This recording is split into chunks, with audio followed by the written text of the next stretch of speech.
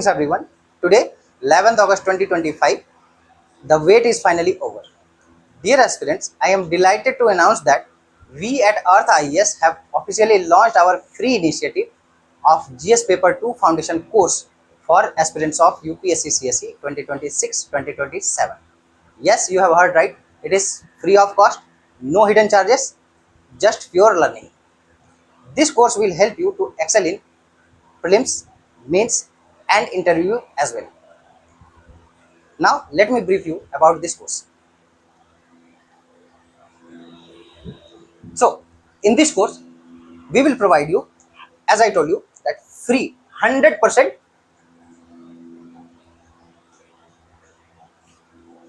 free course, right? You don't have to pay a single rupee, right? No hidden charges. This is prelims plus mains integrated course, right? We will teach you each and every aspect of GS paper 2 from prelims as well as mains perspective, right? Prelims plus mains integrated. Next, we will provide you 2.5 hours lectures every day, right? Approx duration of the lecture would be 2.5 hours. Apart from that, we will provide you 60 plus lectures only from Constitution and Polity section. Apart from that, we will provide you lectures for governance, social justice, and international relations. So, complete preparation of GS paper 2, right? PYQs discussion, as without discussion of PYQs, your preparation and our guidance is incomplete, right? Apart from that, we will provide you practice questions at the end of every lecture, right? So that you can practice whether or what have you learned or not. Doubt clearing sessions, right? If you have doubts, you can mail us or you can comment in the comment box, right? And already we have created a dedicated Telegram group, right? Lecture wise class notes, right? Just only providing video lectures is not sufficient. You need certain study materials. And trust me, these class notes, right, have been prepared by me, right, from multiple sources, right, whether national or international books or writers, right. So we are going to cover this syllabus comprehensively so that you can crack this examination with ease. Lastly, as I told you that we have dedicated a Telegram group, right? Telegram group name is ARTH IAS, right? Simply you can search this Telegram group and you can join if you want to get the PDF, right? Study materials. Now, so this was all about our course. Next, this is the first lecture, right? In this first lecture, we will discuss the basic concepts, right? And I would like to tell you that we are going to deliver 5 to 6 lectures about basic concepts. Without basic concept, your preparation is always incomplete, whether it is GS paper or optional, right? Your concept should be very clear, especially when you are studying polity constitution GS paper 2. Concept should be very clear. As you know that UPSC is exam of why, not exam of what. You should always ask why, right? So this is our motto, that concepts simplified, success amplified. If your concepts are simplified, obviously it will amplify your success, right? So directly jumping into the basic concept, we will start with the discussion of syllabus, right? So let's see what are we going to discuss. So we have categorized this video lecture in 3 segments. First, we will decode the syllabus, right? Decode the syllabus means we will see the nature of syllabus, what is the demand of the syllabus, right? About the syllabus, and finally the link between the topics, right? Between the topics of syllabus. Then we will discuss the sources,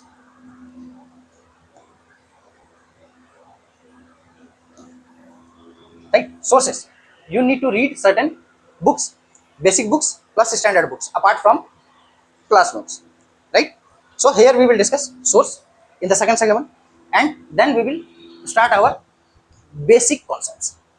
right? Under basic concept, we will discuss about 4 key terms that often confuse students, right? What is polity? What is politics? What is civics? What is political science? Mostly students have confusion, right? So then we will discuss constitutionalism, the concept of constitutionalism. Under this, we will discuss what is constitutionalism, means the meaning of constitutionalism, definition of constitutionalism, elements, importance, right? And at the end of lecture, as I said few minutes ago, that we will provide you certain basic questions. So we will also discuss some practice questions. Now let's see the syllabus. So, see, the syllabus of polity and constitution, right, in prelims is not codified. Simply certain words are mentioned, right? And as I told you that this is prelims plus mains integrated course, right? So, first see the syllabus of UPSC CSE.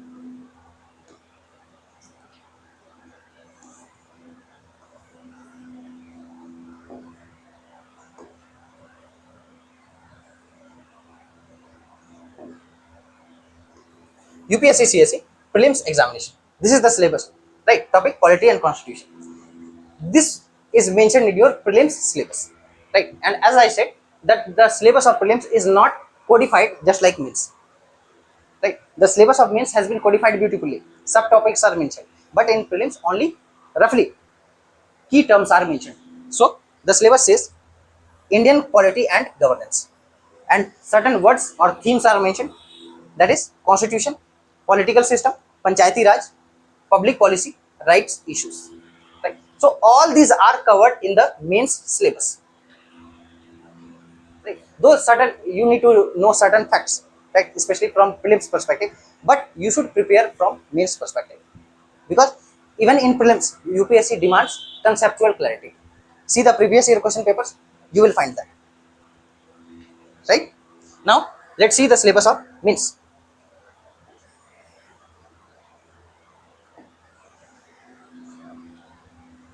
So this is the syllabus of mains. Here I would like to tell you that the syllabus of mains of GS paper 2, right, mentions 5 key themes or key topics, that is first governance, second constitution, third polity, fourth social justice, and fifth it is international relation, right? Again I am repeating, 5 key terms or 5 key topics, you can say: governance, constitution, polity, social justice, and international relations, right? And this 5 themes or topics has been categorized into 20 subtopics. Yes, you can count, right? There are 20 subtopics,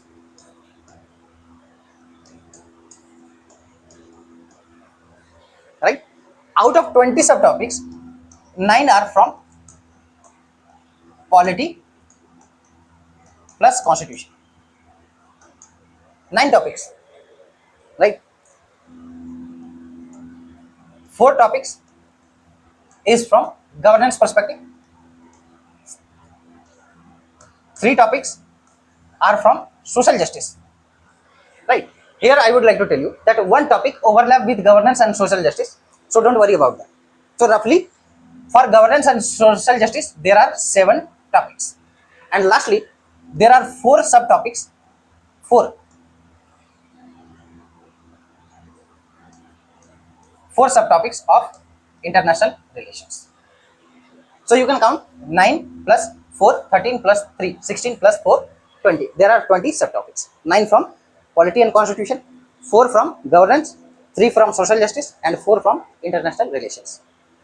Right? And one topic, as I said, that overlap with governance and social justice. That's why combinedly there are 7 topics from governance and social justice. Right? Now, the question arises. Here are subtopics are mentioned, and we are not going to discuss the subtopics in very detail. Why? Because when I will teach you, I will discuss the subtopics in very detail, and you will. I have not left a single word that is mentioned in the syllabus. Right? As I said, that the study material, right, has been prepared by me, right, and from authentic sources, whether national or international. So don't worry about that, right? So now see the topics: governance, constitution, polity, social justice, and international relations. Here you need to understand that these topics are not segregated but integrated, right? Interlinked, right? How? We will see, right? So these as I told you that there are 9 topics, right? 9 topics from constitution and polity. So here, this Indian constitution: historical underpinnings, evolution, features, amendments, significant provisions, and basic structure, right? All these 9 subtopics are from polity and constitution topic. Again, function and responsibilities of union and state, issues, challenges, separation of power between various organs, dispute redressal mechanisms and institutions, comparison of Indian constitutional schemes with that of other countries. Here we will study about different, means mostly not all constitution of the world, but important constitutions of important countries, right? Around 15 countries are there, right? And their constitutions are important from our exams perspective, right? Parliament, state legislatures, structure, organization, and functioning of executive, judiciary. Obviously, judiciary. Here we will study about Indian judiciary, Supreme Court, High Court, lower judiciary, right? District courts, session courts, pressure groups, formal, informal associations, and their role in polity. Salient feature of Representation of People Act, 2 acts. Representation of People Act 1950 and 1951. Appointments of various constitutional posts, powers, functions, responsibilities of various constitutional bodies. Various constitutional bodies like Finance Commission, Election Commission, UPSC, State Public Service Commissions. All these are constitutional bodies, right? So here you don't only, or you should not only read the provisions, but their problems, right? You should know the issues. Lastly, statutory, regulatory, and various quasi-judicial bodies. Apart from constitutional bodies, there are non-constitutional bodies, right? Or executive bodies, legislative bodies, right? For example, Law Commission is there, Niti Aayog is there, right? National Human Rights Commission is there. So these are 9 subtopics that is from constitution and polity. Now, other subtopics of syllabus. So as I told you,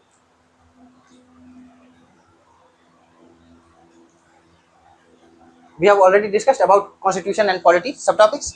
Now these 11 topics, right? As I told you, there are 20 topics, 20 subtopics, right? 20 subtopics. So out of 20, 9 is from polity and constitution, right? So rest 11 are topic of governance, social justice, and international relations. Last 4 topics here, from here to here: India and its neighborhood relations, bilateral, regional, and governmental global groupings, agreements involving India and or affecting India's interest, effect of policies and politics of developed and developing countries on India's interest, Indian diaspora, important international institutions, agencies, and fora, their structure, mandate. So these 4 topics are from, right, important from IAS perspective. Rest 7, as I told you, are from governance and social justice, right? Mostly 4 subtopics, right? Like government policies. This topic, again, important aspect of governance: transparency, accountability, e-governance, application, model, success, limitations, potentials, citizen charters, transparency, accountability, and institutional and other measures, right, are topics of governance. Again, role of civil services in democracy, topics of governance, right? and one more topic, that is development process and development industry, role of NGOs, SHGs, various groups.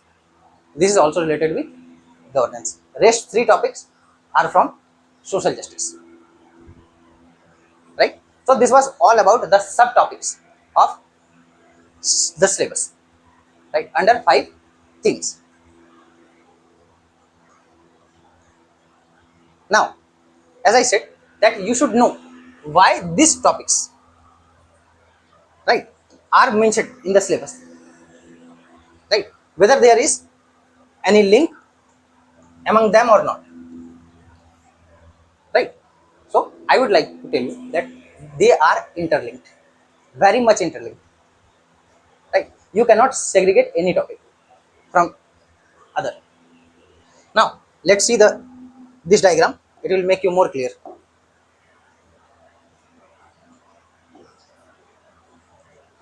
right? So as I said, 5 topics are mentioned.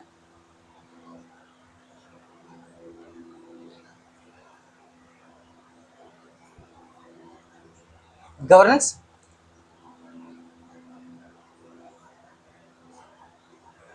governance, constitution, polity, social justice, international relations.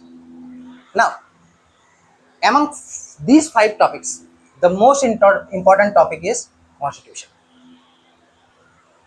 right? This is the most important topic, and it is the, you can say, foundation or base of rest of the topics, whether it is governance, whether it is polity, whether it is social justice, whether it is international relations, right? Why? Because it is simple understanding that constitution is what? Supreme law, supreme law of land, right? So any law, whether it is related with governance, polity, social justice, or international relations, even international relations are affected, or constitution affects the international relations. Let me tell you example. For example, article 51, right? There are 4 subclauses, subclause A, B, C, D in DPSP. It talks about international relations, right? So let's see one by one how these topics are interrelated or interlinked. As I said, that constitution, right? That's why we have kept it in the core or center, constitution, and each and every subtopic, right? So constitution, it gives power to polity. Again, provisions related to governance obviously are formulated under the provisions of constitution. International relations, I have give the example. For example, article 51, right, talks about international relations. Social justice, obviously any plan schemes, right? For example, preamble talks about justice, 3 types of justice: social, economic, political. Fundamental rights, article 1516, directive principle of state policy, also talks about social justice, right? So first we will see how constitution and polity are interlinked, right? So constitution, as I said, it is the foundation of polity, right? In context of India, we can say constitution, it is foundation, it is foundation of Indian polity,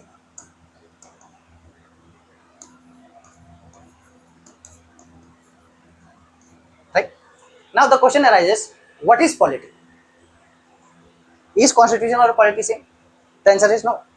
Both are interlinked, right? For example, without constitution, polity has no framework.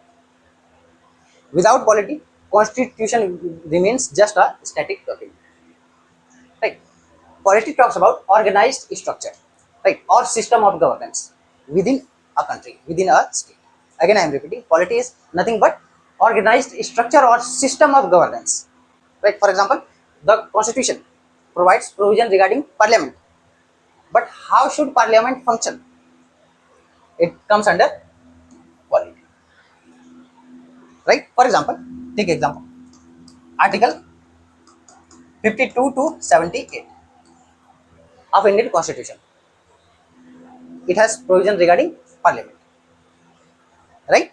Again, article 368 related with amendment of Indian Constitution. So this thing, right, these provisions can function only because of polity. Like Constitution provides provisions, but polity helps it to implement, to structure, to organize, right? And this is how Constitution and polity are interlinked, right? Again, I am repeating the same sentence, that it is the practical work, right? Or polity, you can say it is practical working,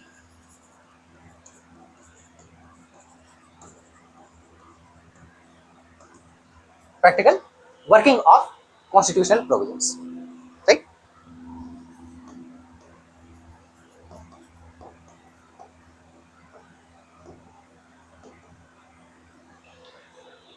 Right, without, and both are interlinked, both, right? It gives framework, constitution gives framework to polity, and polity, without polity, constitution will remain just a static document, just a static document, right? So constitution is core, right? Next, governance, how constitution and governance are interlinked, right? So when we say that constitution and governance are interlinked, again, governance talks about structure and procedural rules, right? Structured and procedural rules, simple, right? So who will provide these structured or procedural rules? Obviously it is the constitution, because as I said, it is the mother law or supreme law. Any law that is framed in any country, right, comes from constitution.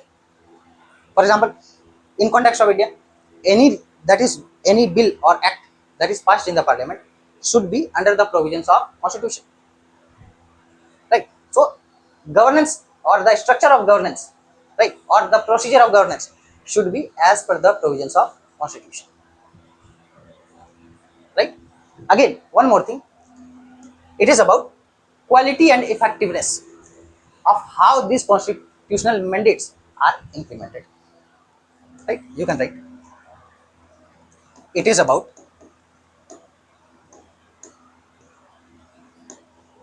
okay, I am telling, you can write, right, it is about the quality or quality and effectiveness of constitutional mandate. You can write, it is about quality and effectiveness of how these constitutional mandates are implemented, right? Example, for example, article 75 clause 3,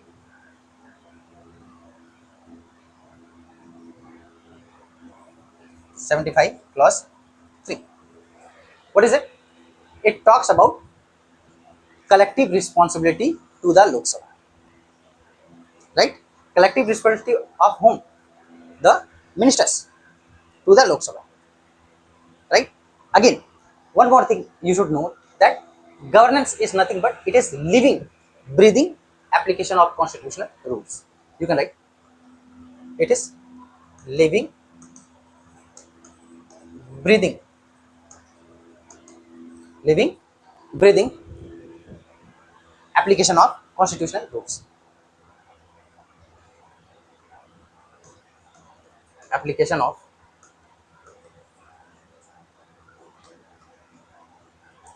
constitutional rules, right? So this is how both governance and constitution are interlinked, right?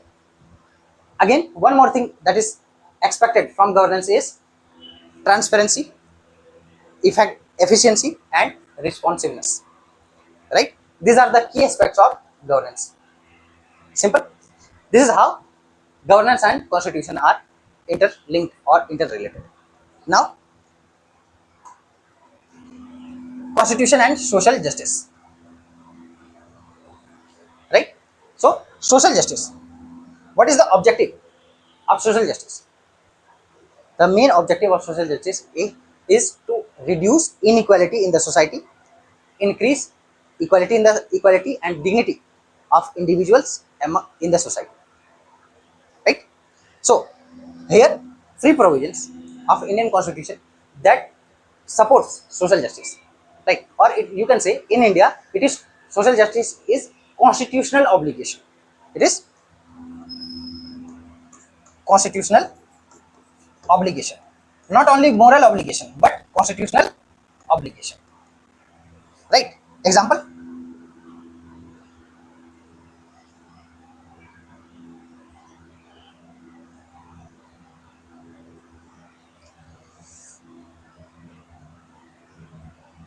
example, as I said, preamble.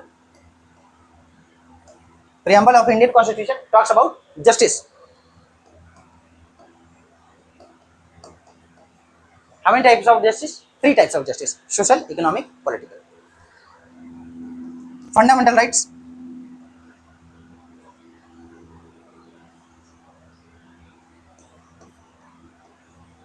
fundamental rights. Example, Article 15, 16, right? Reservation policies, right to equality, right? These provisions ensures social justice in the society among the people, right? Next, dietary principle of state policies also ensures social justice in the society. For example, Article 46,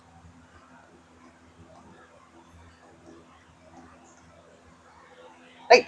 It talks about promotion of educational and economic interest of backward classes, right? Backward and vulnerable section. For example, SCs, STs, OBCs, right? So these are whether preamble, fundamental rights, DPSP are part of constitution or not. Obviously, this is how social justice is interlinked with constitution, right? And lastly, international relation. It is also our constitution, right? Also affects international relations. Both are interlinked, right? How? For example, article, as I said, 51.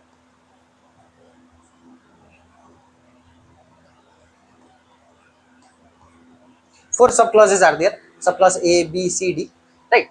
All this talks about international relations, right? For example, Article 51, it says there should be or respect of international treaties, implementation of international treaties, right? Again, one more article, that is Article 253, right? 253, it is related with Parliament, right? To implement international treaties, right? Under this article, Parliament implements international treaty. Example,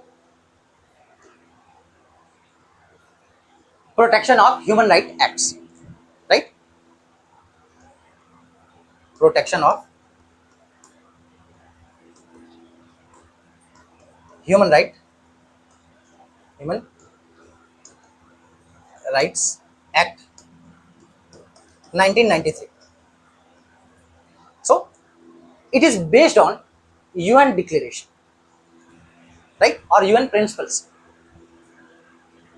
right? So you can see that how international relations also affect the constitution. It is not a one way, it is bilateral, two way.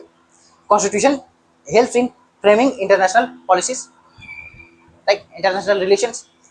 In the same way, international policies, international treaties also affect constitution. Example this, right? So you can clearly see that whether it is governance, polity, social justice, or international relations, all these four themes are related with or interlinked with constitution. Now, these topics, right, or themes are also interlinked with each other. For example, governance is interlinked with polity. Governance is interlinked with international relations. Governance is interlinked with social justice. Let me make it more clear. For example, governance is interlinked with polity. Governance is interlinked with social justice. Governance is interlinked with international relations. Again, polity is interlinked with constitution, governance, social justice, international relations. International relations also affect governance, polity, social justice, and also affect constitution, as I already have mentioned. Right? See this diagram; it will make you more clear. Right? See this.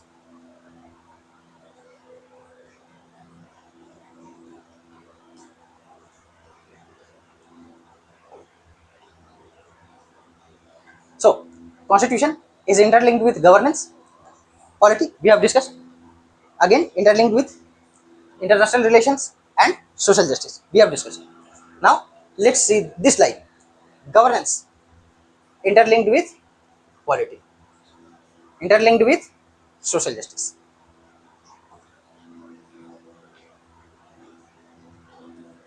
Social justice.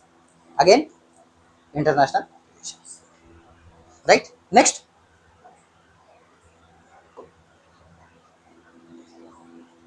polity. Again, interlinked with social justice, international relations, governance. International relations interlinked with governance, polity, and social justice. Also, social justice and international relations are interlinked. So, you cannot segregate these topics.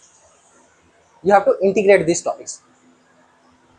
Right? For example, if you are studying about governance, right, you must have a strong hold, strong grasp over constitution and polity. Right?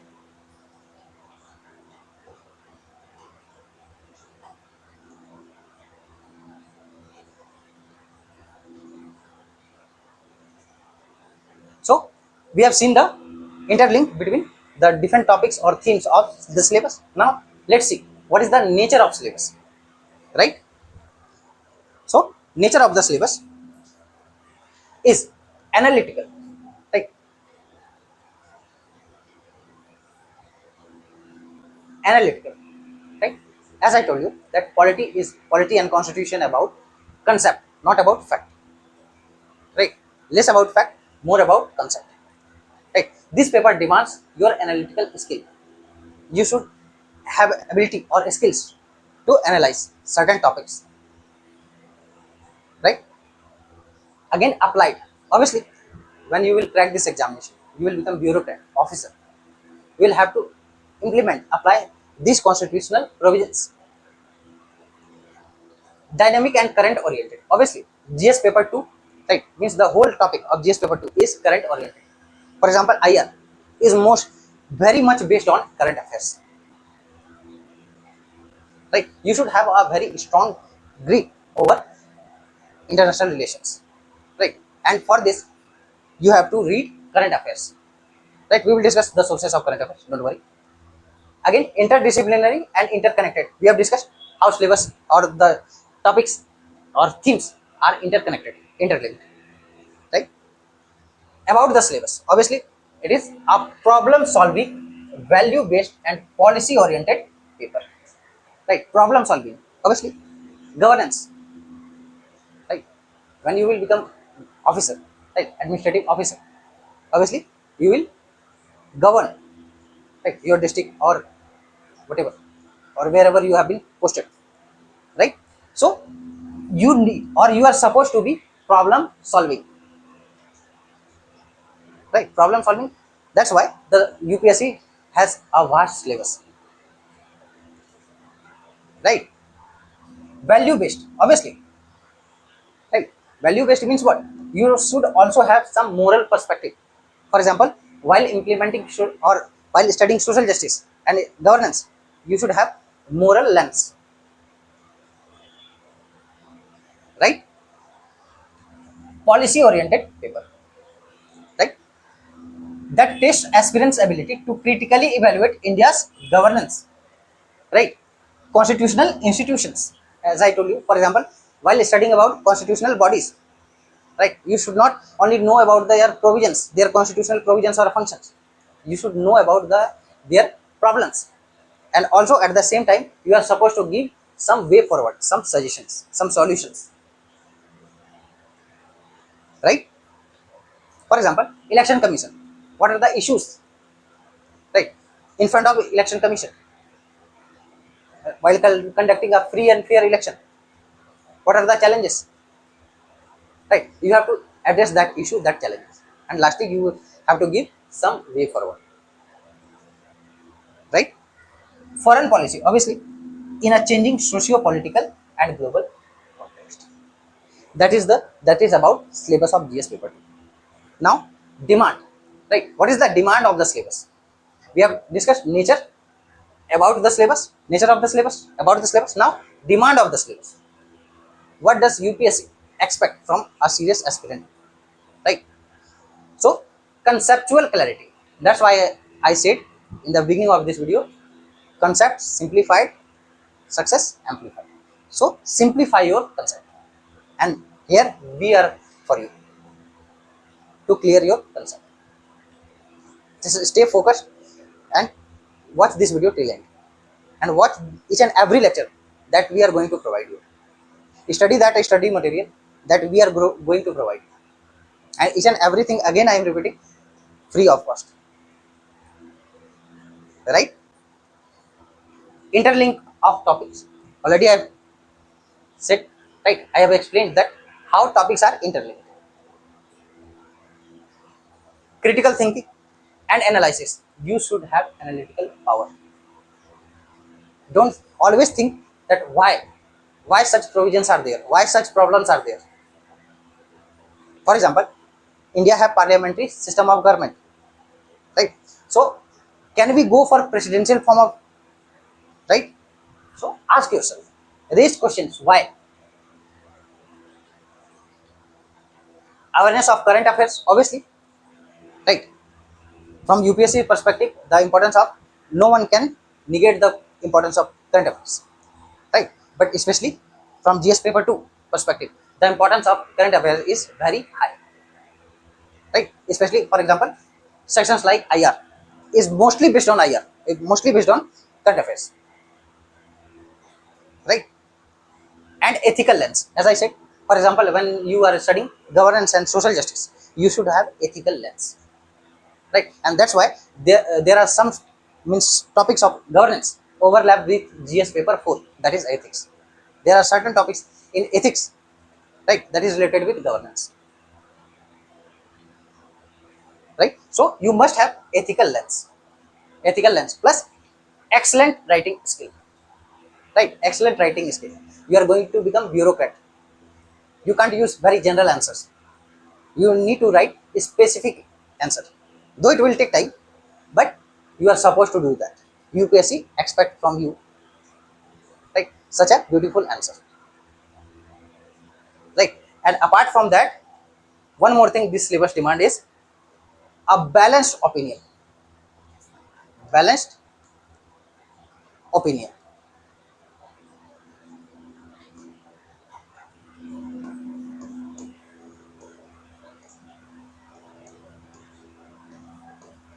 This is very important, right?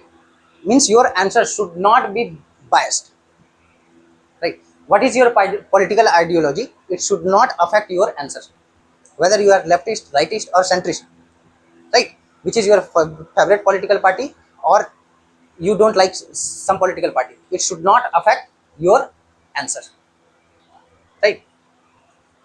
Your writing skill, you should have very balanced opinion, right? Why?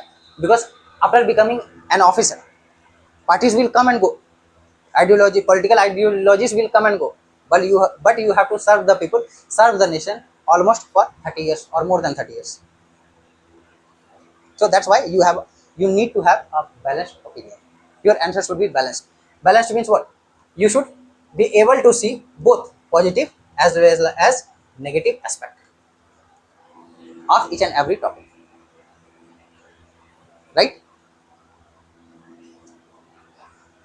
Now, interlink how governance, constitution, polity, social justice, and international relations are interlinked. We have already seen, right? So this was all about the syllabus. We have discussed the key topics of syllabus, subtopics of syllabus, how these topics are interlinked, interrelated, right? About the syllabus, demand of the syllabus, all these things. Now we will see the sources, right?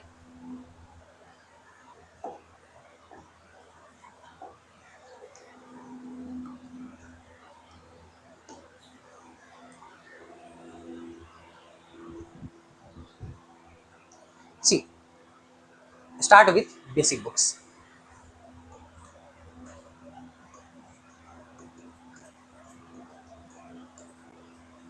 What is it? Basic book? NCERTs. From 6 to 12. Yes, from 6 to 12. And how should you read NCERTs? I have made a separate video, and go and watch that video. You will find very unique strategy. Right? Till date, no one has unveiled such a strategy. This is my personal guarantee. Right? You will find very unique strategy. The link is given in the description box. Go and watch that video. Right? You should read NCERTs in that manner. Generally, you follow the school type approach. Right? School type approach means you start from class 6, then 7, then 8, then 9, then 10, then 11, then 12. Not the right approach. Right? Go and watch that video. You will find very unique strategy. Trust me, no one has unveiled that strategy till date. Right? So, first book, as I said, basic books, NCERTs. And there is no substitute of NCERTs. Right? Whether you are from humanities background or technical background. Right? You must read NCERTs. It will develop your basic understanding. It will strengthen your foundation. Right? So to have a concrete foundation, you must read NCERTs. Class 6 to 12. Don't think that class 6 or 7 are very basic books. Don't read. There are some important chapters. Right? And I have mentioned all these key chapters in that video. The link is given in the description box. Must watch that video. It is my humble request. Next, already we are providing class notes. Comprehensive class notes. Right? Prepared by me. Right? By me.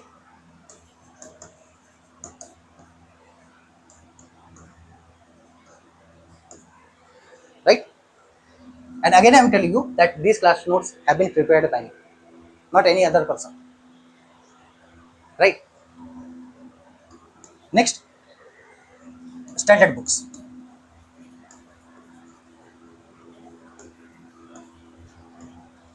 So, standard books you need to read, as most of the students read. We all know what M. Lakshmikant. Right? But here I would like to tell you that this book is important from prelims perspective, but as far as my experience is concerned, right, this book is not sufficient for mains perspective. Right? You need to read something extra. Something extra. Something extra means you need to develop your conceptual understanding. Though we will give you comprehensive coverage, right, both in video format and PDF format, but in spite of that, you should read some other books, right? But selective reading. Again, I am repeating, this book is sufficient, especially from prelims perspective. This is a good book, right? But from mains perspective, you need to read some other books, right? And especially, I would like to mention, right? I am giving you two choice, right? Two choice means first, Didi Basu, right? Didi Basu, right? His book, Indian Constitution, right? And again, one another good book, PM Bakshi, Book's name is The Constitution of India.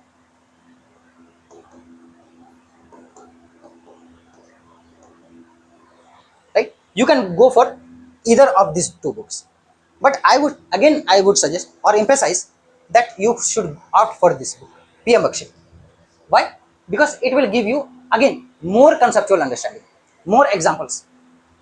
Right? If you want to get something extra, some extra marks, you should or you need to do extra things. Extra things means do not read 10 books. Right? I can tell you the name of 20 books that is related with Indian Constitution, national or international, but no need to read that books. Right? Don't become a scholar.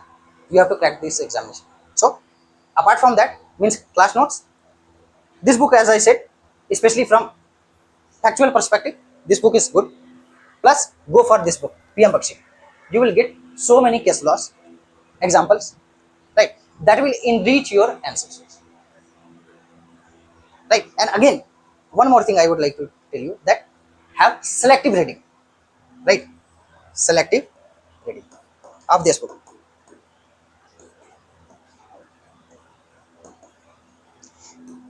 right? Selective reading of this book.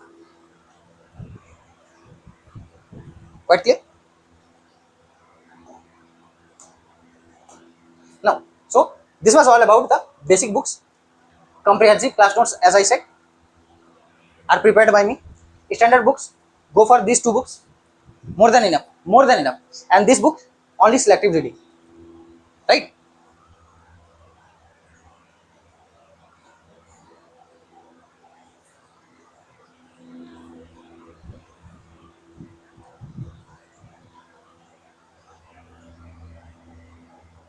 Now,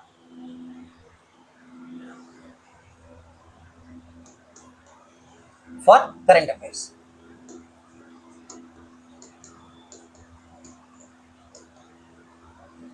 See, for current affairs, you need to read certain newspapers, magazines, right? Without current affairs, as I said, that the preparation of UPSC is always incomplete.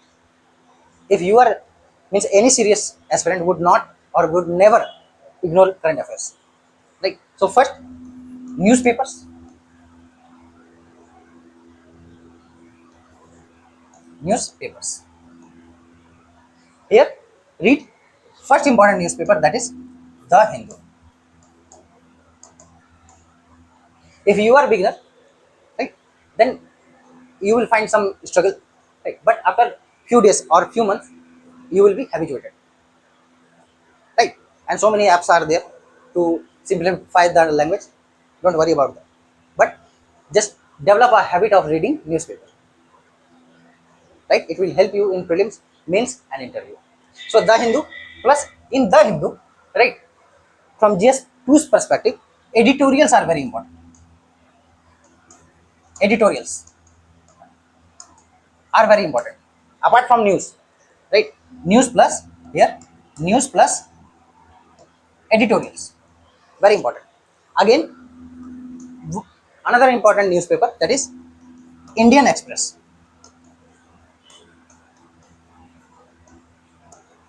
right? So as UPSC aspirants struggle with time constraints, so you don't need to read the whole newspaper of Indian Express, right? Especially editorials are very important, right? Editorials are important. Editorials, and there are some certain good writers, right, who writes editorials, and do not miss editorials of writers like C. Raja Mohan. C. Raja Mohan, right? His articles are very much important from IR's perspective, international relations perspective. Do not skip the articles of this writer, this author, right? Again, one more important writer, that is Pratap Bhanu Mehta. Bhanu Mehta, right? These two persons' editorials are very good, right? Apart from that, there are certain also certain writers, authors, right? Their editorials are, but never skip their editorials. And one more important page of Indian Express is explained page. explained page. Right, this page is important from whole UPSC's perspective. Right, so this was all about newspaper, right?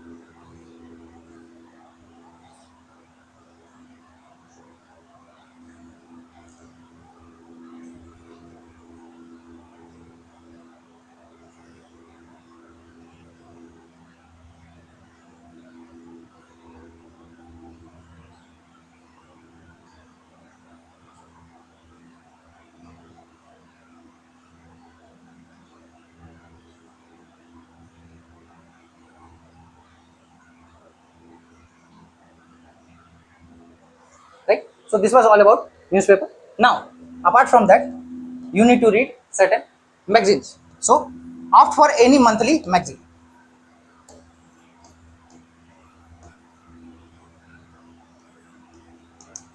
right, of any good institute, right? More or less the monthly current affairs magazines are more or less same, right? You can opt any good magazine that is available in the market, whether offline or online, right? Plus two magazines are very important, right? That is Yojana and Kurukshetra,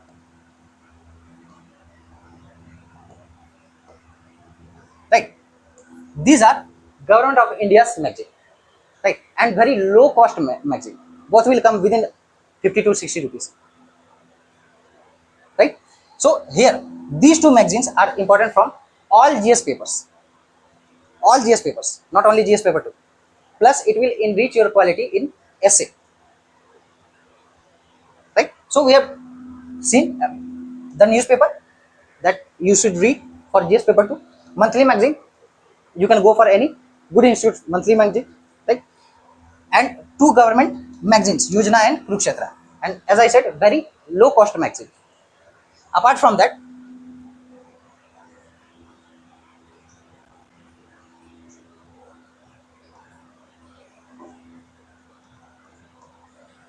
you need to read certain reports, right? Here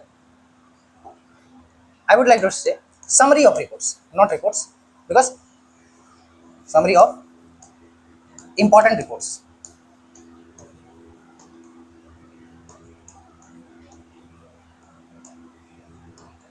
right? Why?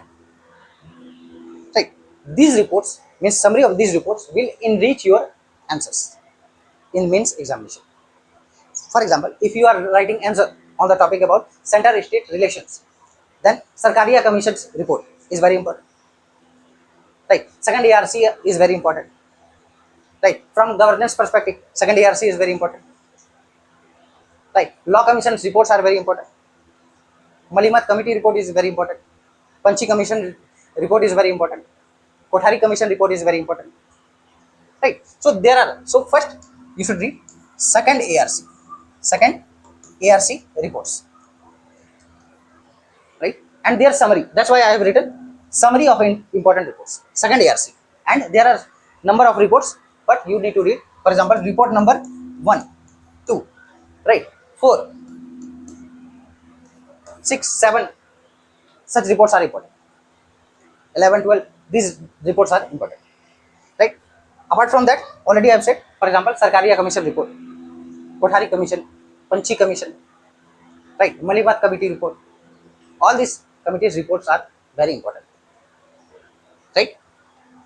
Now let's see other important websites, right, that you must visit, especially from GS paper 2 perspective.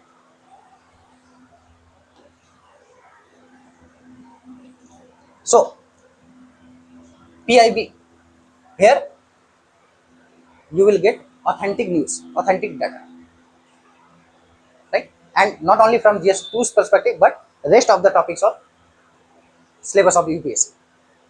Next, these two sites, right? PRS India and Sansad are important from polity and constitution perspective, GS2's perspective. Right? Here you will find certain bills, acts, legislations related study materials. Right? Next, scobserver.in. SC means Supreme Court. Right? So here you will find certain important case laws, judgments of Supreme Court. Next, DARPG, Department of Administrative Reforms and Public Grievances. Important from governance perspective, mostly governance from governance perspective. CPR India, also important. Last, these two websites, Observer Research Foundation, Ministry of External Affairs. These two are important from IR's perspective, international relations perspective. So these are the important websites you must visit. Right? Important from GS paper 2's perspective. Right? Now let's see the key terms. Right? Often students are confused between these words. What is civics? What is polity? What is politics? What is political science? Ask yourself. Are you able to answer? Right? So simply we start with civics.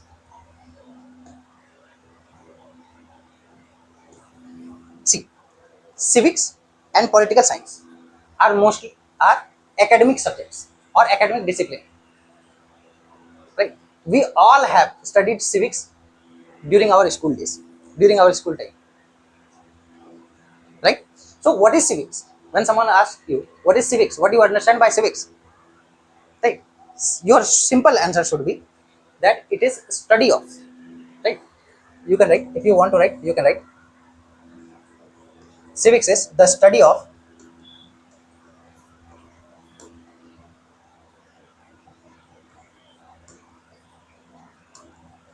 rights and duties of citizens,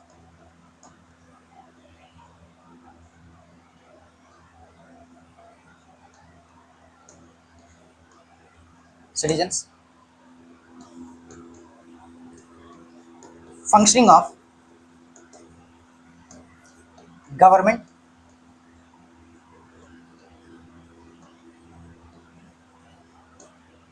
and role of individuals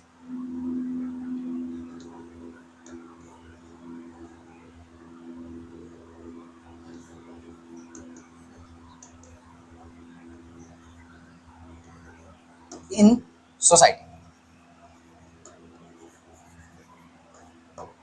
Right? That is the simple definition of civics.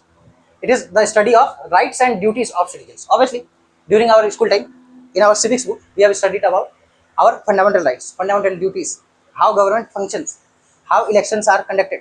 For example, all the NCERT books from class 6 to 12 discuss about all these things, right? And in very basic manner, not in very detail, right? List of fundamental rights are mentioned, but not in very detail. You will have to study it in polity, right? Or in political science. If you want detail, then you will have to study polity and political science, right? So this is the simple definition of civics, right? So here, what is the focus? Rights and duties, functioning of government, and roles of individuals. That is the focus of civics. That is the simple definition. You can write.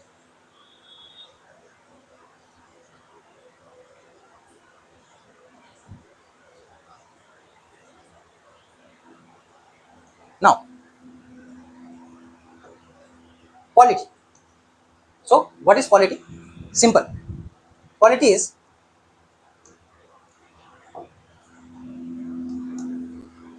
or I am telling you, you can write. You can write. Polity is study of organized structure or system of governance within a country. Again, I am repeating. Or polity is study of organized structure or system of governance within a country that encompasses constitution, organs of state, functions of government, etc. That is the simple definition of polity. So it talks about what, or as I said, organized structure or system of governance.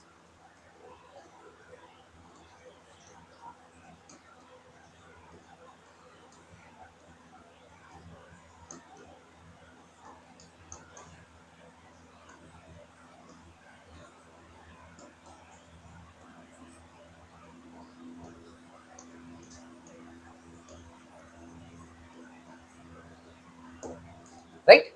It includes, as I said, includes, for example, constitution. That's why in the beginning of lecture, when we discussed the interlink between the topics, I've told that constitution and polity both are interlinked. You cannot segregate them. Right? Without constitution, polity has no framework, and without polity, constitution is just a static document. Right? So it includes constitution, again organs of state, just like parliament. See, do not have confusion. I am talking about that it includes parliament, right? And provisions related with parliament. Provisions related with parliament is given in the constitution, right? Constitution provides provisions of parliament, but how should parliament function? It is part of polity, right? So this is about polity. Now politics. What is politics? Simple. In simple terms, we all know, we all understand about politics, but can you, or are you able to define it? So I am telling, just like politics is politics is the activities of decision making. Politics is the activities of decision making, power struggle, and governance.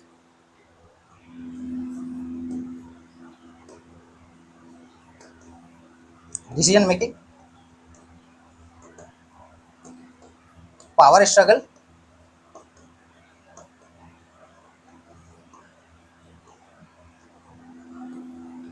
and governance.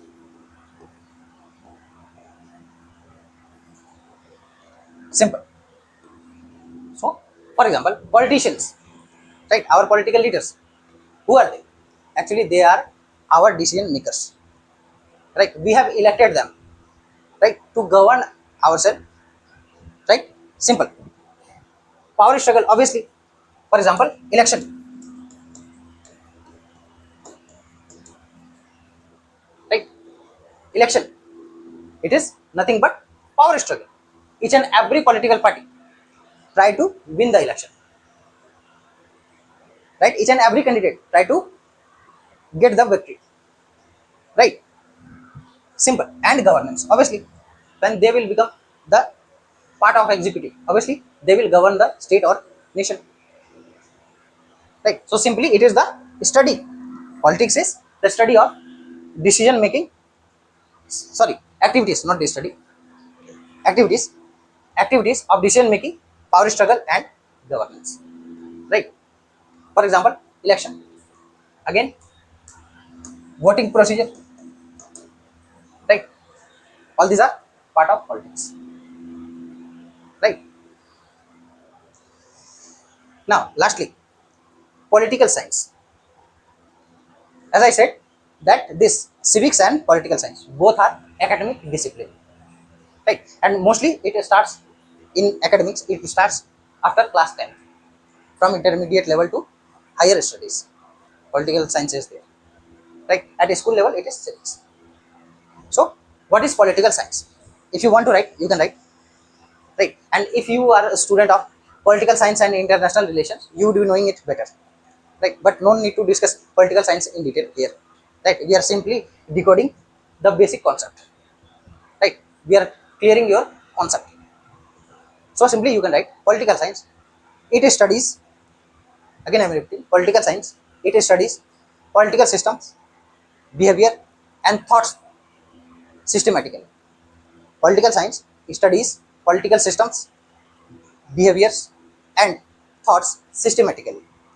So, it is about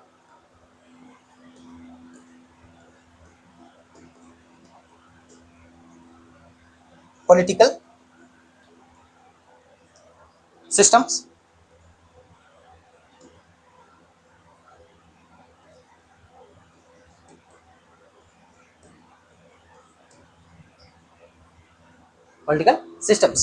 behavior,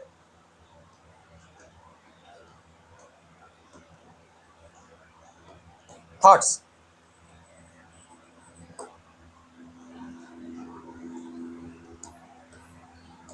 Right? So, what is it? Again, it is combination of, there are certain subjects, right, which are part of political science, right?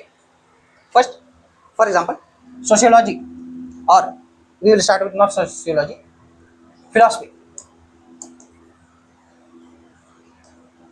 right? These are parts of political science. Philosophy, sociology, right?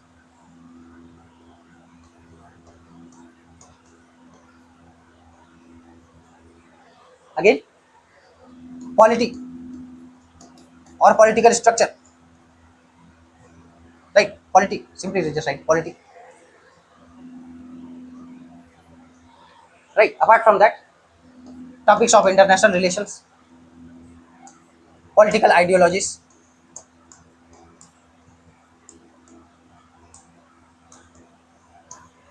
right? Political thinkers,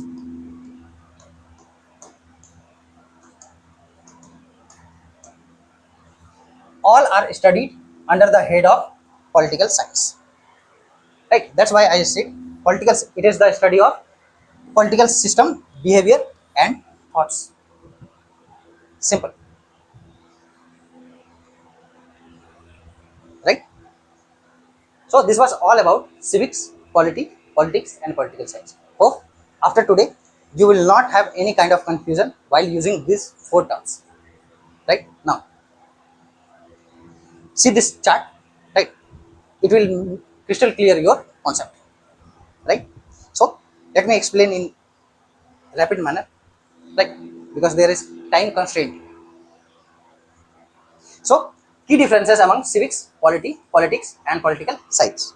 So simply civics, as I said, it is limited to citizenship governance. Citizenship means what? Here fundamental rights, fundamental duties, elections, all these things are there, and governance is there. Right? Basic studies of these things.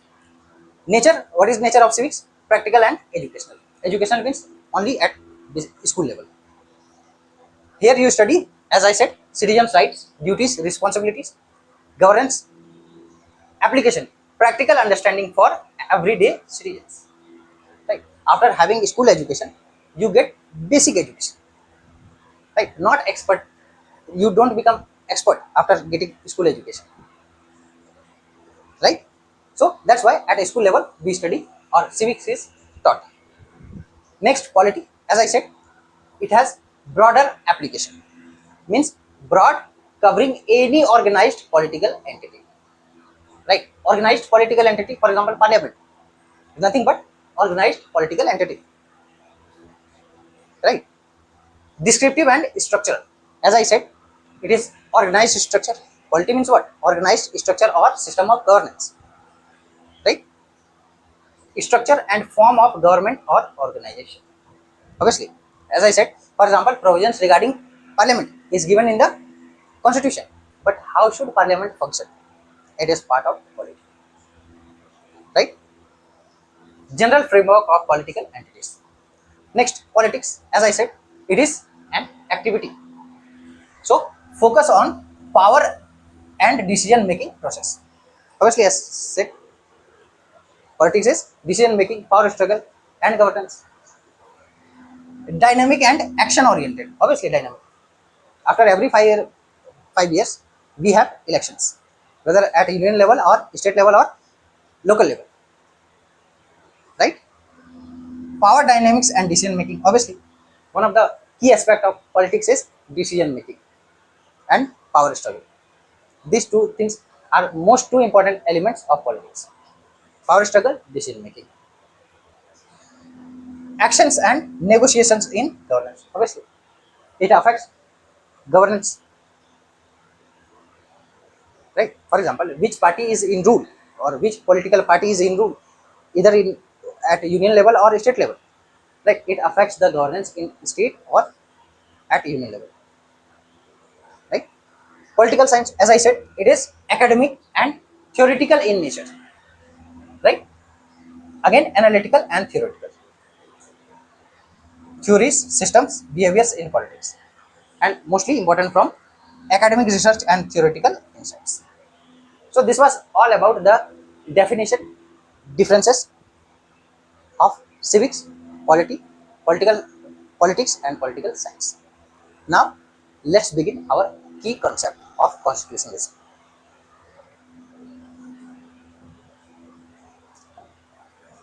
Right. So, concept of constitutionalism. It is very important, right? So, what is constitutionalism? If someone asks you,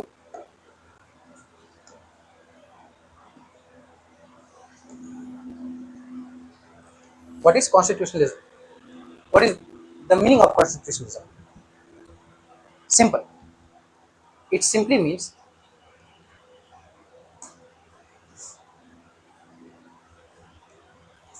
constitutionalism means, right?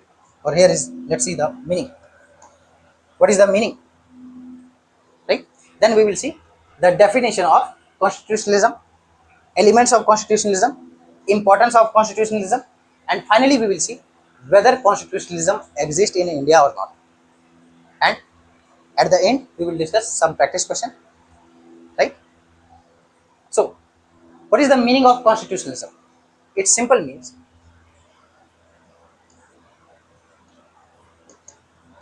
it is a principle that the government of a state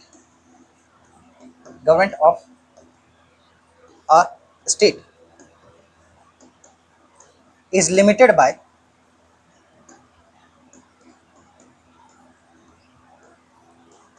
the fundamental law of land,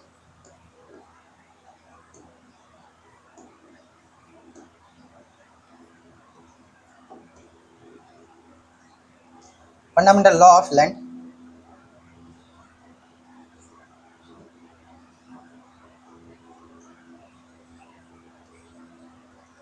that is constitution.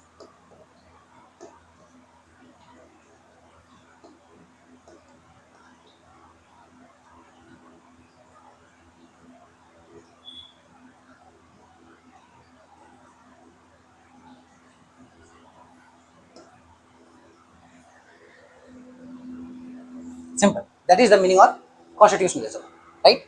So, it is the principle that the government of a state is limited by, right? See, in any state, the government should not have unlimited, unrestricted power.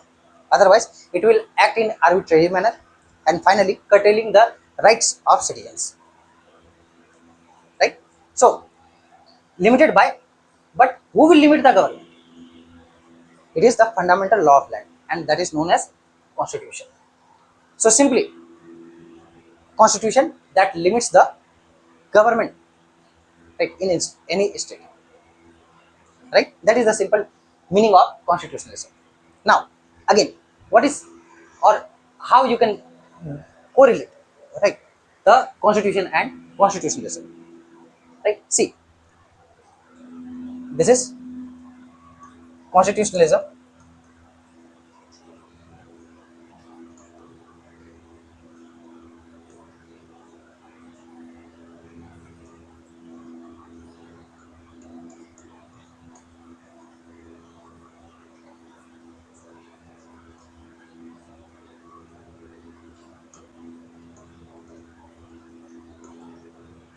right, and this is constitution,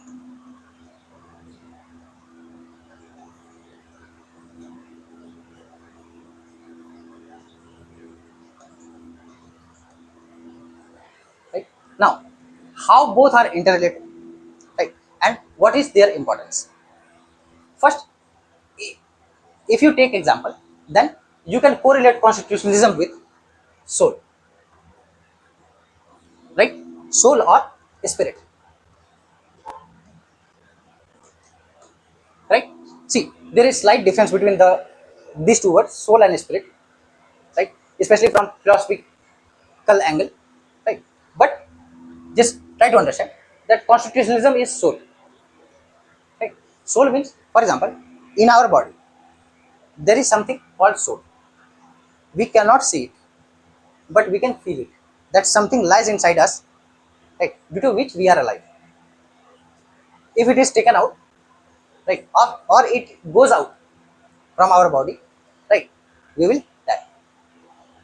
So constitutionalism can be correlated with soul, right? Your inner self. Spirit, it mostly, when we talk about spirit, it gives you inner power, inner strength, right, to perform certain activities. So constitutionalism also provides, as I said, certain powers to constitution, right? Now, constitution, it is visible, it is available in visible form. That's why you can correlate it with body, right? Body is visible, is in visible form, right? We can see our body, we can touch, feel our body, right? So both are interrelated, right? Constitution and constitutionalism, both are linked with each other. How? For example, without soul, our body is dead, right? Without body, who can see or feel the soul? No one, right? Another example, you can correlate constitutionalism with water and constitution, river, right? River is in visible form. Again, though, just listen. Water is also in visible form, but without existence of water, right? There is no importance of river. Like for example, during summer, small rivers, right, called as brooks, they dry, right? Then there is no importance of that river. It actually just like field or playground, right? So constitution, if constitution is body or river, constitutionalism is soul or water, right? And both are interlinked, right? For example, there is river and water. When there is water in river, it has importance. Without water, no importance of river, right? Now one more thing,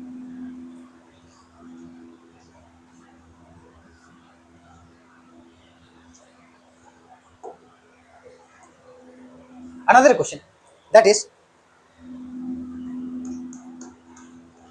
can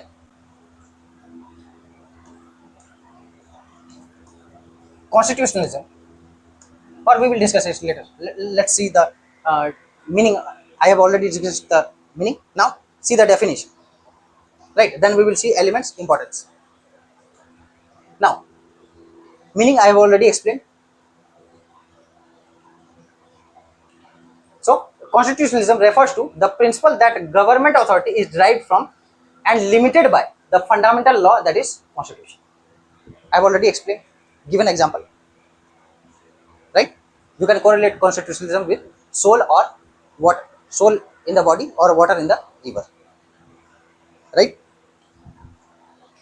Definition. Now definition is very important. If you are writing answers, right, you need to know certain important definitions, right? And the definition should not be in layman term, it should be standard, it should have some standard, because UPSC itself has its standard. That's why you are supposed to maintain that standard. So always write some standard definition, right?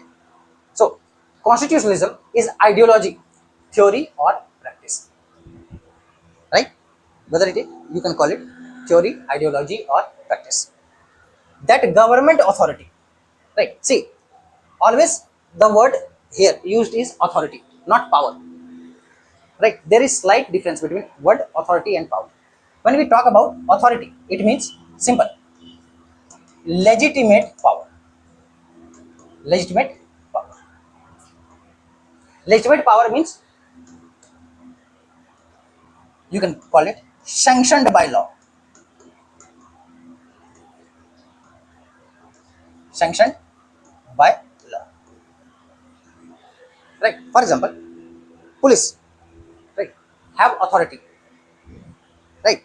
They don't have power, they have authority. Why? Sanctioned by law. Right? But goons, criminals, right, they have powers. Or any influential person has power. Not legitimate authority, not legal sanction. Right? That's why always use the term whenever, especially in constitution or legal sense, always use the word authority, not power. Right? So, government authority.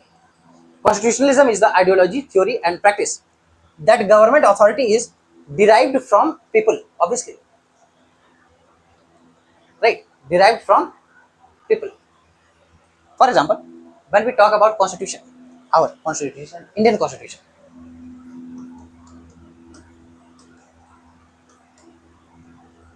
Indian constitution, it is what we call it, supreme law or mother law, supreme or mother law,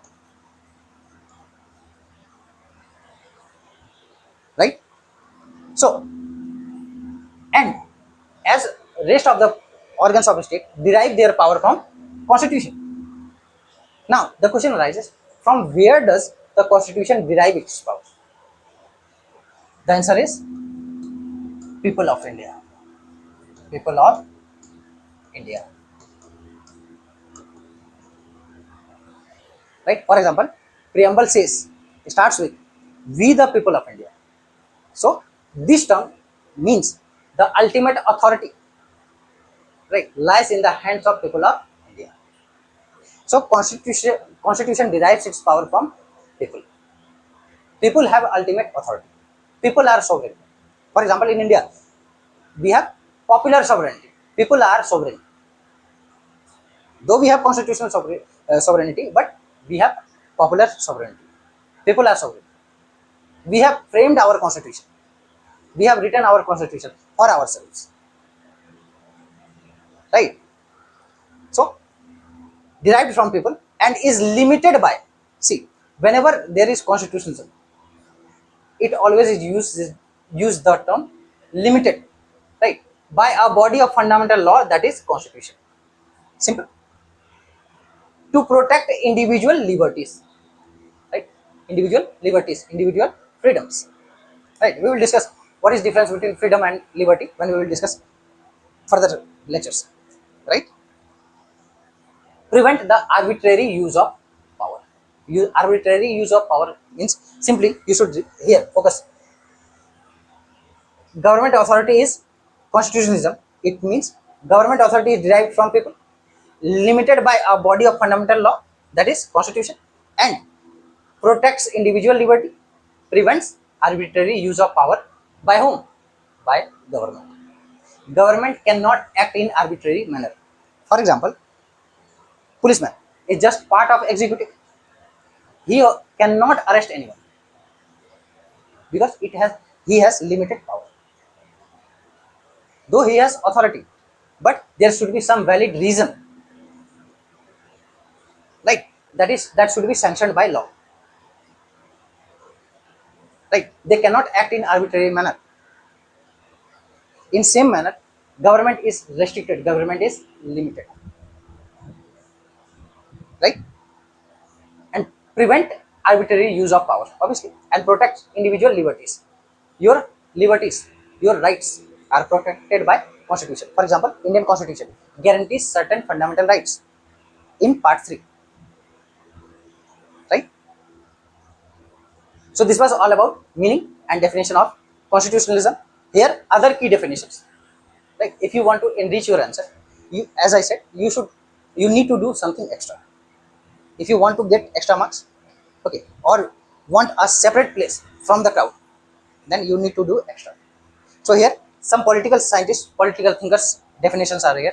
You can note it, right? And don't worry, all these are mentioned in our class notes, right? Simply join the Telegram group, you will get the PDF. So this political thinker, actually his full name is C.H. McElwain, right? Charles Howard McElwain, his full name is, right? American historian, political thinker or political scientist. So he says constitutionalism is the idea that government should be legally limited. Government should be legally limited. Each and every definition, meaning says one thing, that government should be limited, right? It should not act in arbitrary manner, and in its powers, that its authority depends on enforcing these limitations. Obviously, another political thinker, David Feldman, right? He says constitutionalism is a legal and political framework where governmental power is controlled by law. Again, limited by law, controlled by law, right? Regulated by law, so that government cannot act in arbitrary manner, right? Ensuring accountability, democracy, protection of human rights, right? Accountability means accountability of government, democracy, and protection of human rights, individual rights. So this was some of the definitions, right, of constitutionalism. Now, so in conclusion, this is conclusion. In essence, constitutionalism is a doctrine that emphasizes limited government through legal constraints, particularly a constitution, ensuring that power is exercised within the defined limits and upholds the rule of law, individual rights. So simply, whenever you discuss constitutionalism, you should remember certain things. First, government authority is limited or restricted. Second, individual rights, liberties are protected. Like, government should not act in arbitrary manner, and all these things should be done under the provisions of a written or fundamental law, that is constitution. That is the simple meaning and definition of constitution. Right? Now, again, one more important political thinker, two more political important, right, political thinkers, right? You should note it down.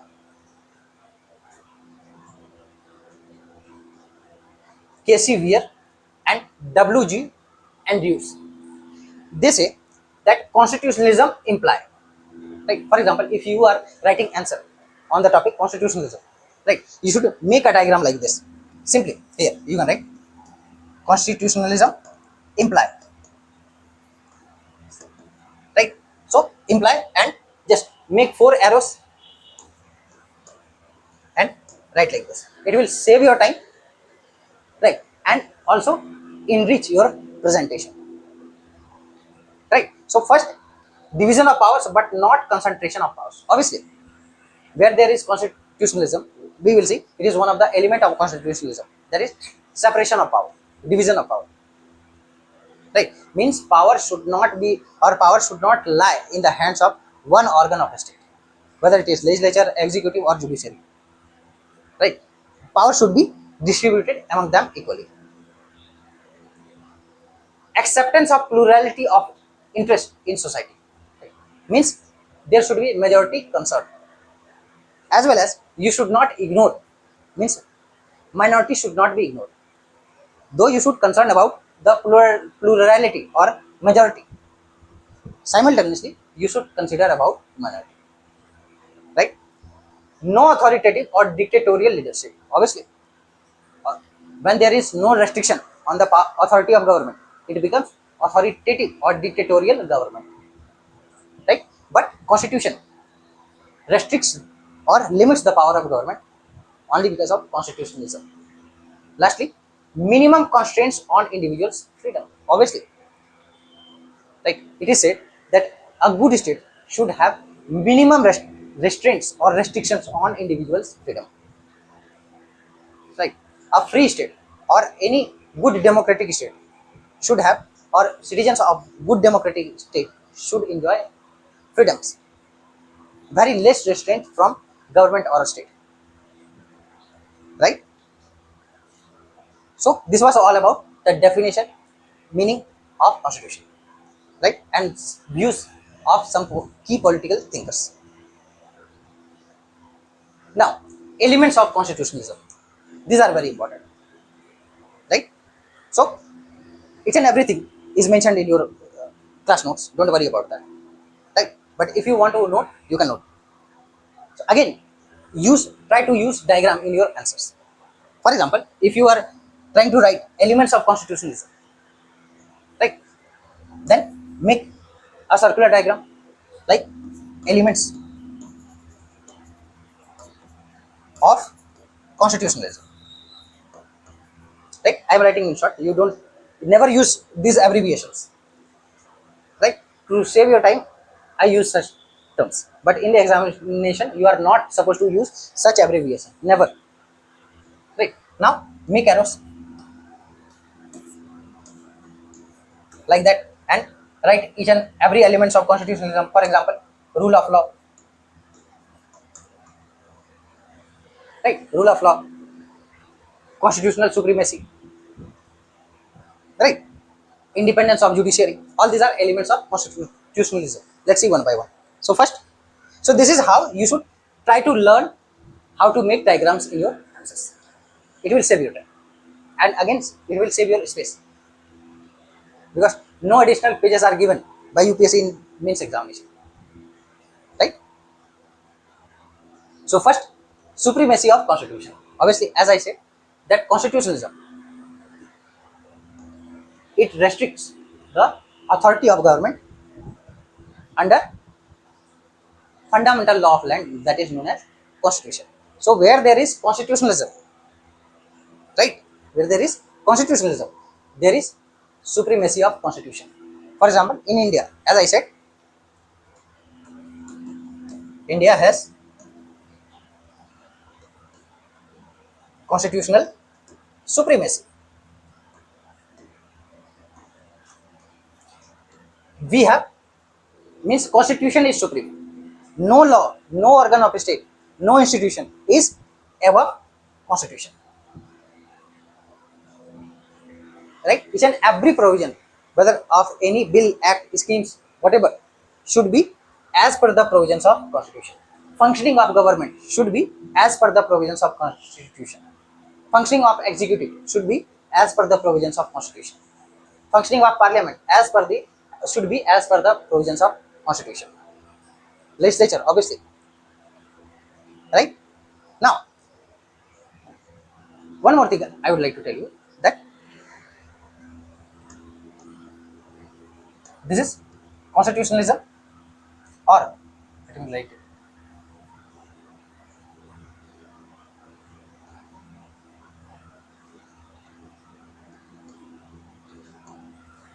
Right? Constitutionalism and constitution.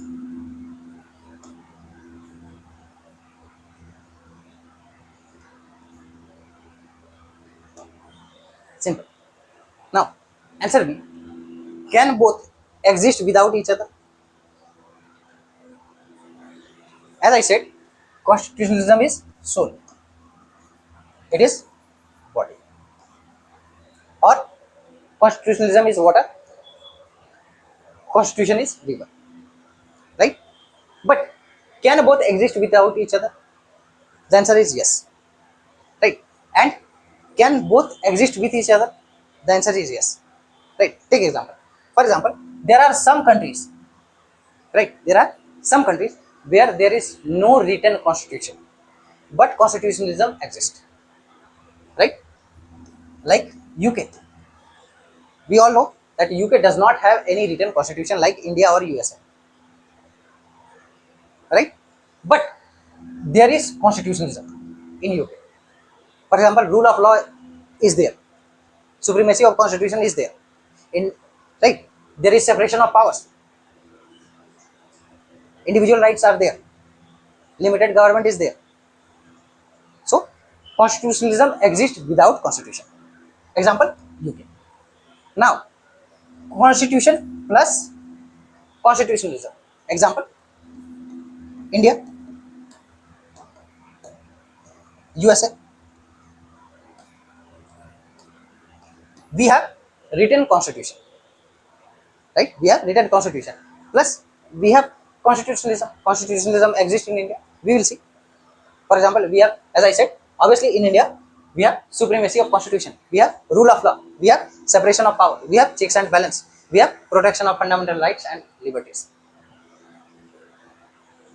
Right?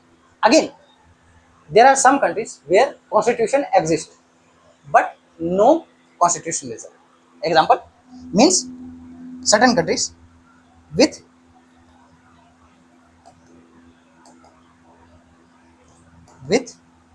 constitution but no constitutionalism.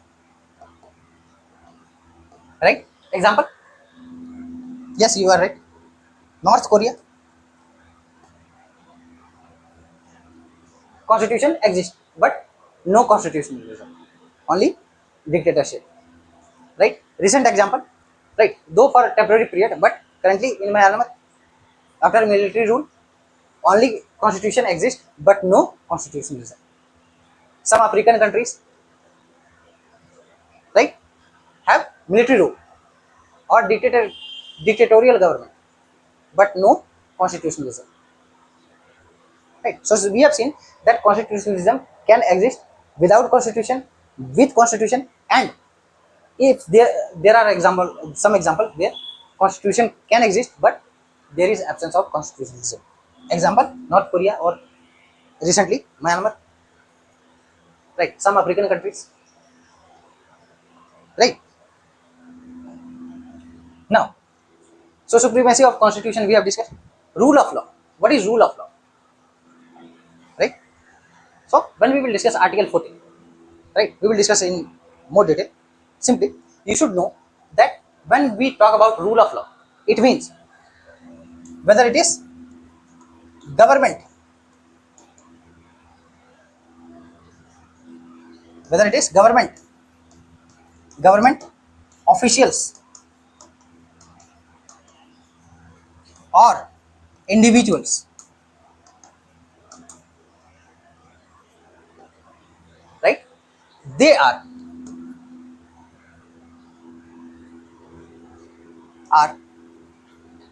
subject to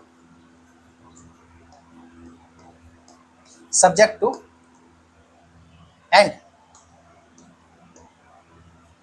restricted by law. That is the simple meaning of rule of law.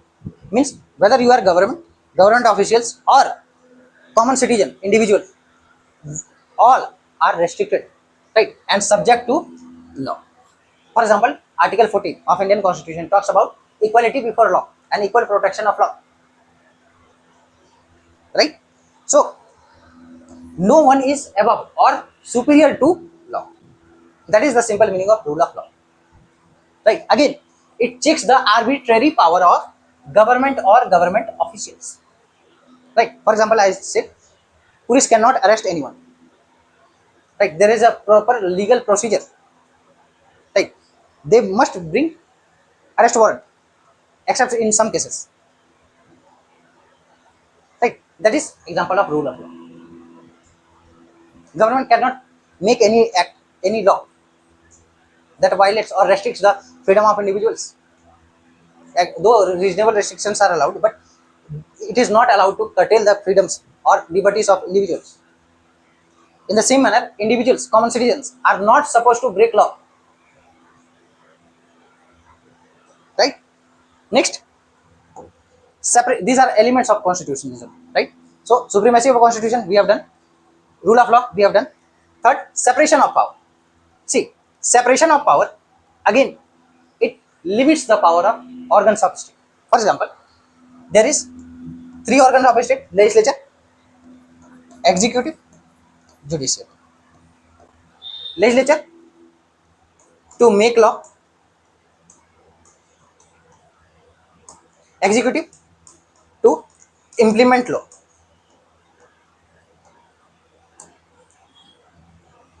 judiciary to deliver justice, deliver justice, and and review acts of legislature and executive.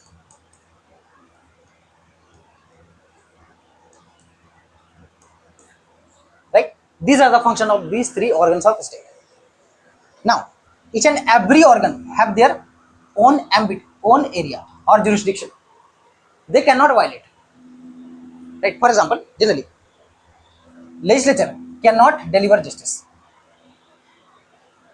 Right? Except in few cases, judiciary is not supposed to make law. Right? Except in few cases.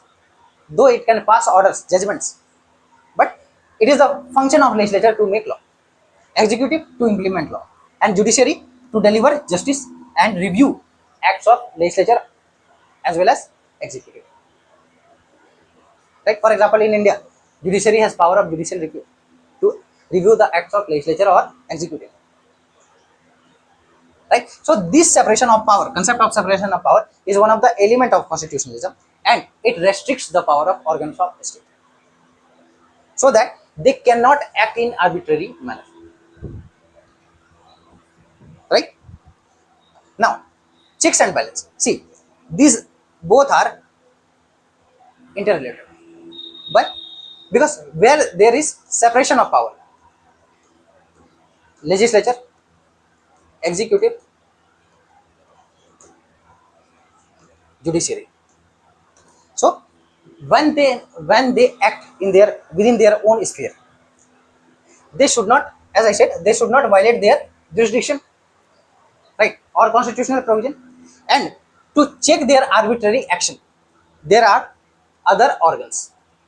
Right. For example, as I said, under by using the power of judicial review, judiciary can review the acts of legislature or executive.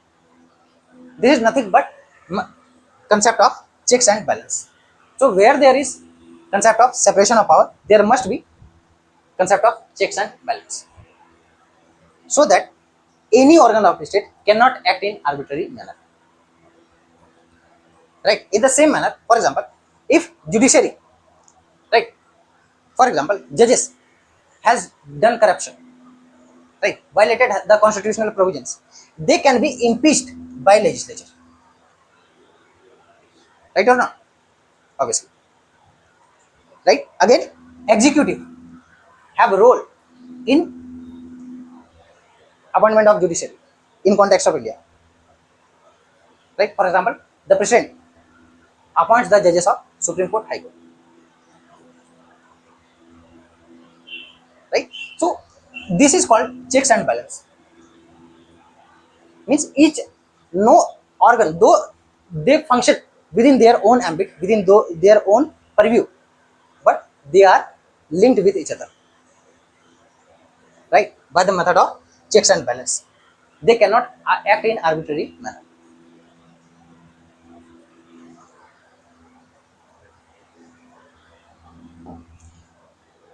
Protection of fundamental, sorry, protection of fundamental rights and liberties. Obviously, where there is constitutionalism, there should be fundamental rights and liberties. Obviously, for example, in India, there are certain fundamental rights in Part 3 from Article 12 to 35 that guarantees fundamental rights of citizens of India. Right? Next, judicial independence. Right? As I said, where there is separation of power.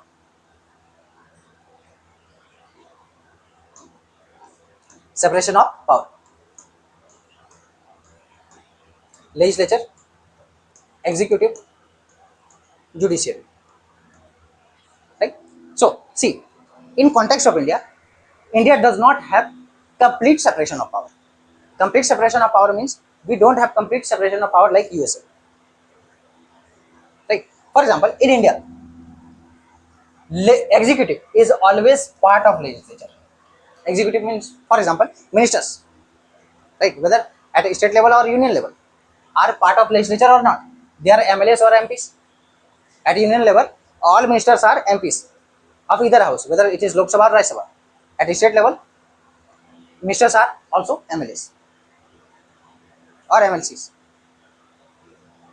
right? So there is no water, you can say watertight compartments or watertight separation like USA in India, right? But we have separation of power, and but in India we have separation of power that is seen between judiciary and legislature and executive, right? Though as I said, executive and legislature has effect on judiciary, but it is completely generally separate, and that's why there is judicial independence in India. Judicial independence means, for example, judicial review, power of judicial review, it is nothing but it reflects the judicial independence of Indian judiciary, right? Amendability of constitution, obviously, for example, article 368 of Indian constitution, right? Now you can comment in the comment box in which part of Indian constitution this provision of amending constitution of India lies, under which part this article 368 comes. So obviously, constitution should not be a static document, right? It should have amendability or adaptability as per the needs and demands of people and society, right? For example, Indian constitution is called as living document or organic document, right? And some scholars have called it transformative document, right? It has evolved over the period of time, like till date. For example, till date Indian constitution has 106 amendments, right? It has been amended 106 times, right? So that certain provisions could be added. For example, initially there was no right like right to privacy, but since 2018, after Kota Swan judgment, right to privacy is a fundamental right under right to life, article 21, right? So constitution, amendability of constitution is also an element of constitutionalism. Democratic principles and participation, obviously, for example, free and fair elections,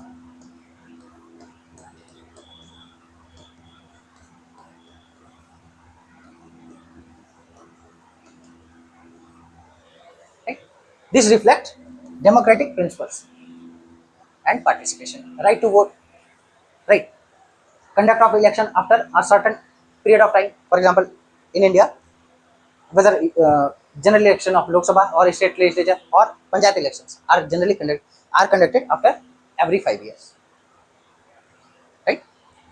Accountability and transparency, obviously, where other elements exist, obviously there would be accountability and transparency. So we have discussed the elements of the constitutionalism.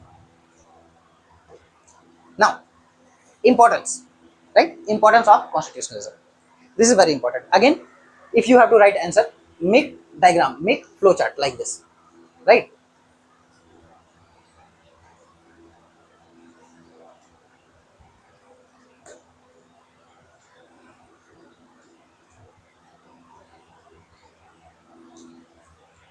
Okay. Always I suggest that use diagrams, flowcharts. It will enrich your answer, save your time, right? So importance is ensuring rule of law. Obviously, as rule of law, one of the element, rule of law is one of the element of constitutionalism. Constitutionalism helps to ensure rule of law. What is the meaning of rule of law? I have already explained.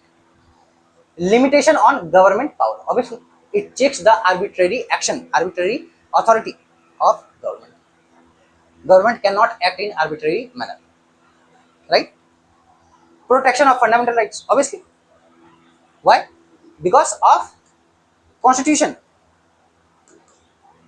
right? And constitution guarantees fundamental rights. basis for governance, obviously, right? Governance is nothing but mechanism, right? As I told, that it is, or it provides a structure, right, or procedural rules, right? Promotes social justice, obviously, right to equality, right, equality before law, equal protection of law, fundamental rights, right? All this ensures or promotes social justice in the society. It reduces inequality, increases equality and dignity of individuals. Next, it strengthens democracy. Obviously, as I said, where there is no constitutionalism, see what happens in those countries. See, take example of North Korea. There is no constitutionalism. See what happens with their people. Ensures federal balance. Obviously, federal balance means, for example, Indian Constitution, right? Constitution of India. It gives power to all the three tier government, whether it is union government, state government, or local self government, panchayats or municipalities, municipal corporations. Right? All these three derive their power from constitution. Right? So it ensures a federal balance. You must be knowing about the concept of federalism. It is simply means division of power, right, among different levels of government. Right?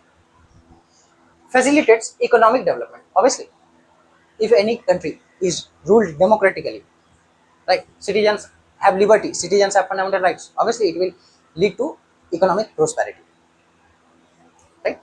Global significance, obviously it also enhances your image at global level. It affects your international relations. Like for example, the passport index reflects the strength of any country,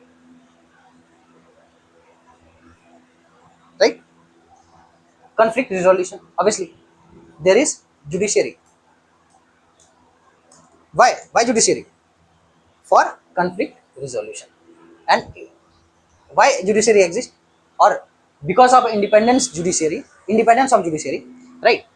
This happens, means conflicts are resolved. Simple.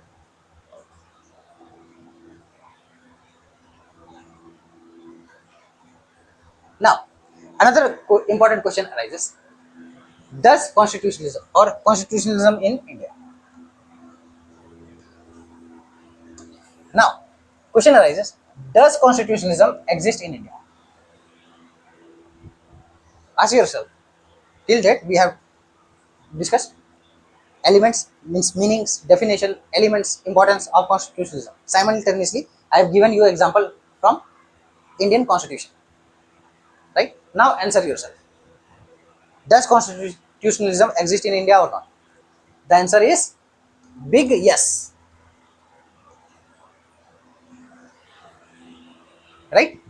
The answer is big yes. Why? Because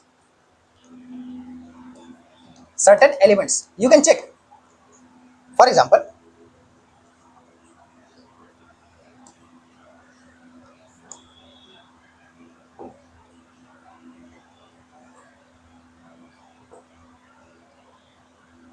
as I said, yes.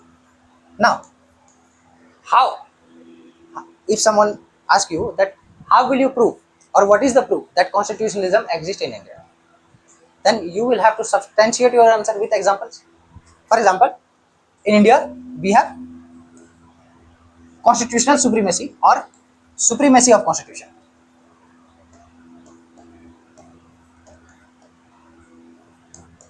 Right?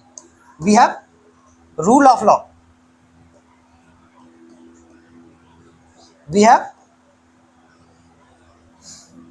independence or independent judiciary.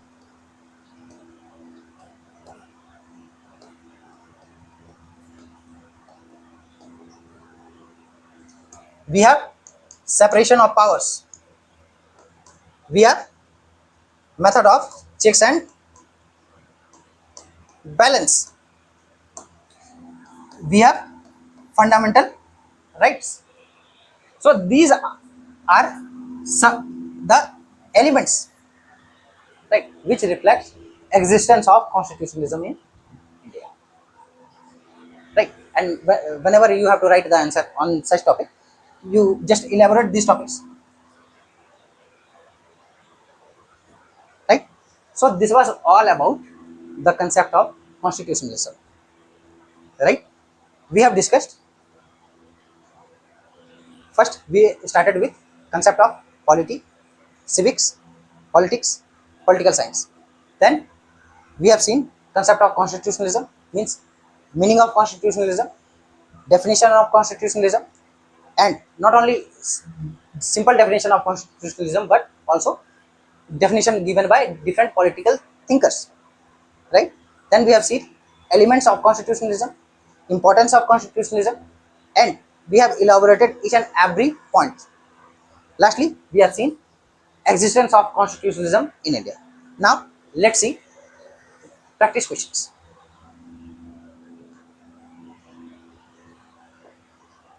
So, here we have mentioned 7 questions. In your class notes, there are more questions, right? But here we have picked only 7 questions, right? So, first question is, and this is my humble request that you must try these questions. Try to write the answer of these questions. Check yourself. What have you learned? Are you able to write answer or not? Right? I will make a separate video on answer writing. Don't worry. Right? But let me give you a brief. How will you start? If you are starting answer writing for the first time, then first you will write. Suppose this is the page. Suppose this is the page. Right? Here you will start the introduction. Right? Then you will write the body. Body means main provision of the constitution. And finally, you will conclude your answer. Last. So there are 3 parts: intro, introduction, body, and lastly conclusion.